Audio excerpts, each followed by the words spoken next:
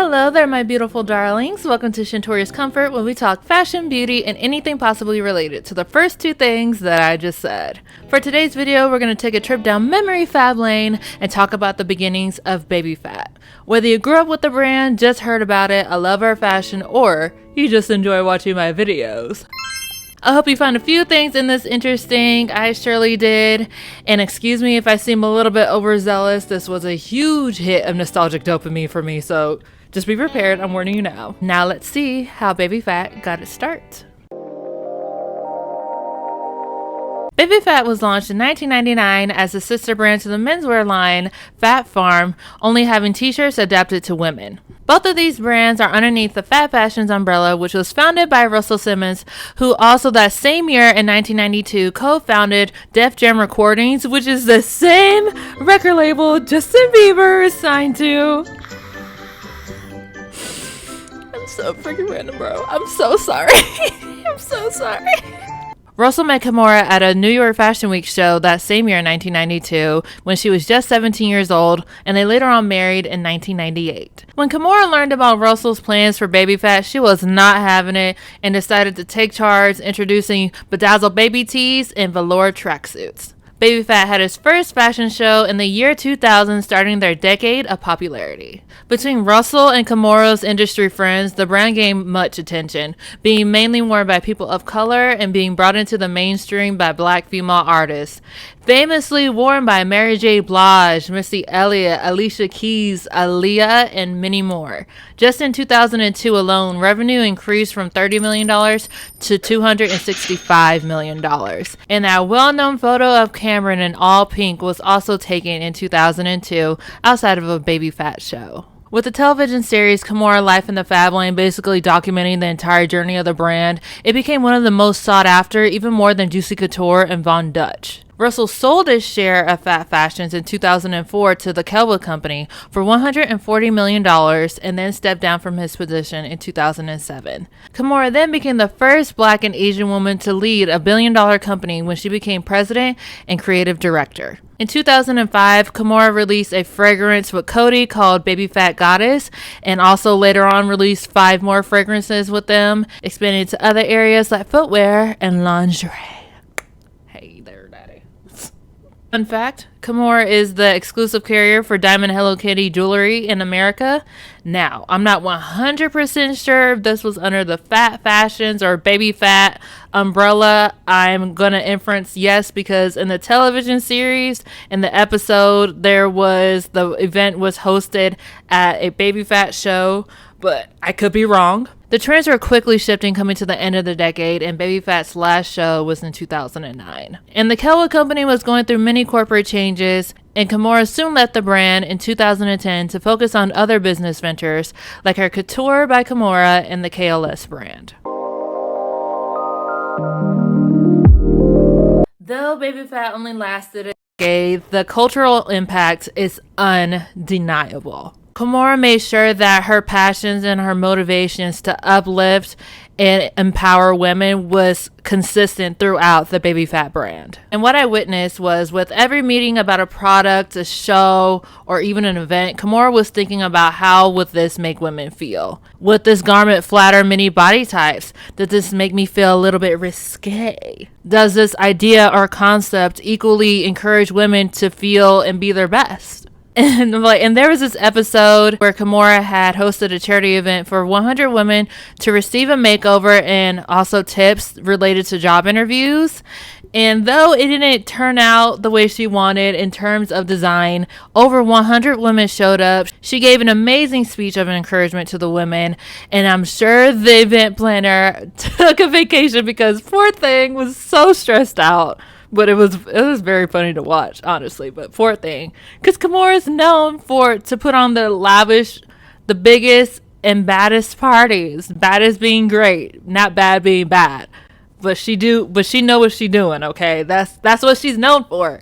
Poor thing was stressed out. I felt bad for the event planner, but it turned out really good, and it even got me a little bit emotional. Baby Phat was known as a celebration of black fashion, and Kimora made sure to invite black magazine editors and celebrities to sit front row, even including her eldest daughters Ming and Aoki to help design a few of the clothing for the children's clothing line, and ending every Baby Phat show walking down the runway by their mother's side. Kimora became the first designer to show at Radio City Music Hall and to have a show live streamed on the boards in Times Square in 2009. Watching Kimora life in the Fab Lane as a little girl, I felt so encouraged and so inspired to be a fashion designer, and that's really what made me even want to do anything in fashion. Maybe I will sometime in the future, and this is where the personal story comes in, because I have always been super insecure about my height, because it would always be brought up or seen, it would always be brought up or be a conversation starter.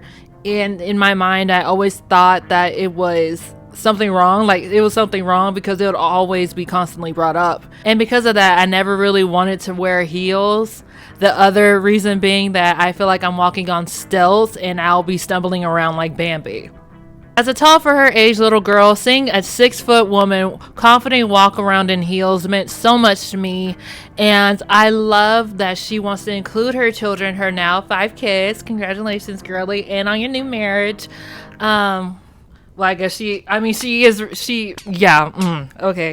married and she has 5 kids is what she is married and has 5 kids now is what I'm trying to say. I don't know what just happened. And I love that she involves her children wanting to build generational wealth.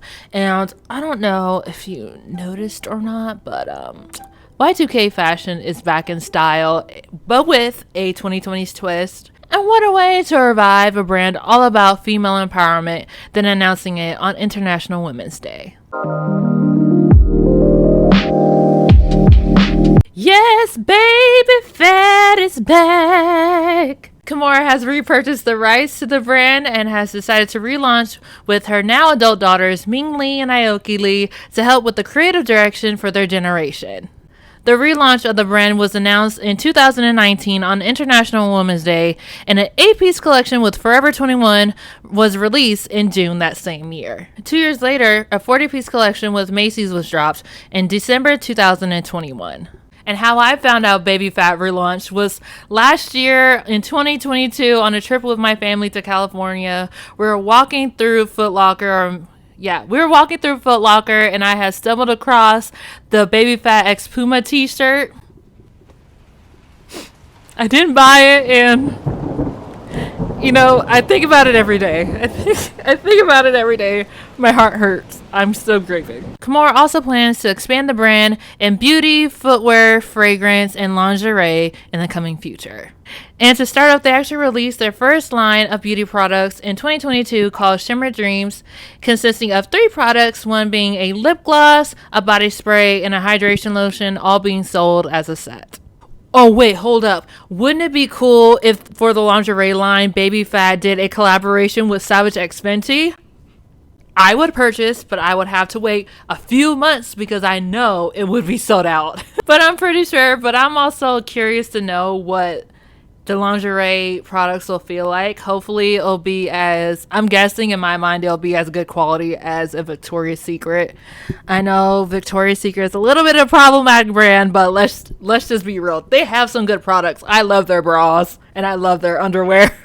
Well, in terms of body inclusivity and the EDs, but that it seems like they're trying to do better now. I saw an ad of a thick girl. She was cute. She was rocking what she had on. Okay, but anyways, I am so excited that Baby Phat has relaunched, and I surely will be purchasing some of their items, and hopefully they're tall person friendly, because online shopping is horrendous and I prefer to be disappointed in person, because at least I can physically see that I will not be able to finesse the garment to fit me.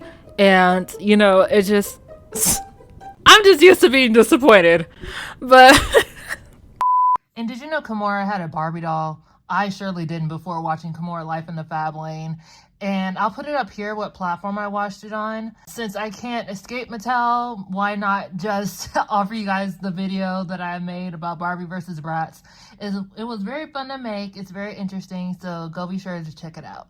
The drive down memory fab lane has come to an end for now. Let me know in the comments down below if you were a fan of Baby Phat, of Kimora, or both, and what are your hopes for the brand. Be sure to subscribe, and I pray you all have a blessed rest of your day, an awesome rest of your week, and remember to find comfort in being yourself. Peace out.